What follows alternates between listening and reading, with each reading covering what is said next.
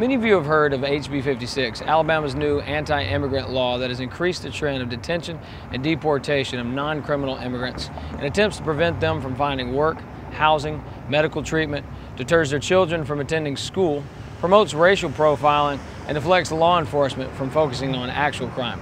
But this is not just an Alabama thing.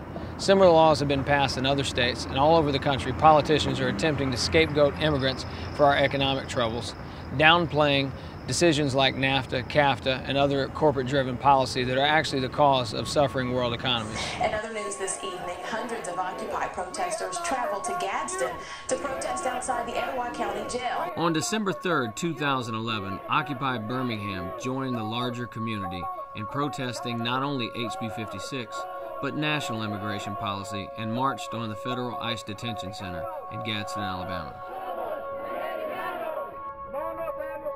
We worked with city officials, local law enforcement, media, even detention center staff to reframe the public discussion on this issue.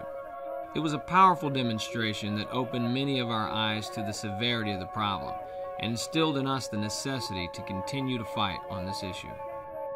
There's a good chance these anti-immigrant laws are coming soon your way, but aside from state measures, our national policy is equally misguided. The federal government continues to do nothing to enact comprehensive immigration reform, and private prison companies and banks that invest in them continue to profit from detention.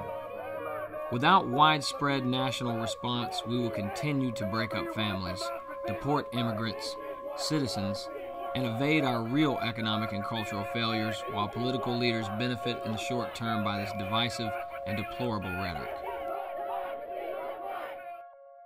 Join us on April 14th for Icebreaker, a national day of protest.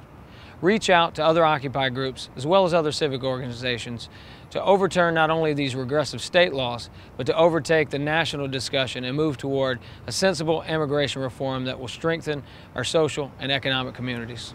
For more resources on ways to plan your action and reform your communities, please visit immigration.occupybirmingham.org. Thank you, and we look forward to joining with you in this important struggle.